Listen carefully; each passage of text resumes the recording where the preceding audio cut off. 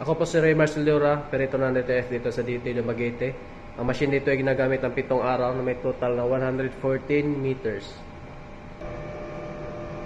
Ito po yung printed area. Pinalitan ko ang whitehead last December 2024. Ito naman yung capping na may 70% good condition.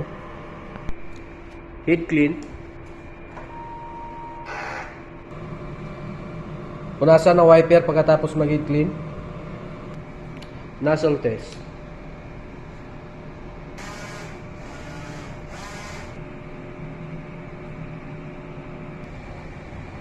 Ito naman yung ink tank system, yung ink level, mababa yung black at saka cyan.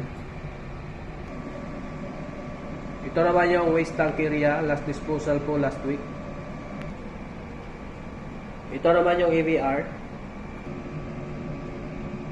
Ground wire. Ito naman yung mga unused ink, unused powder, at film.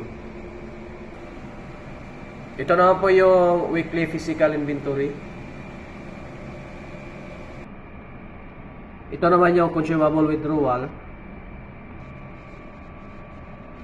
Ito naman po yung daily output record. At printer daily checklist. Salamat po.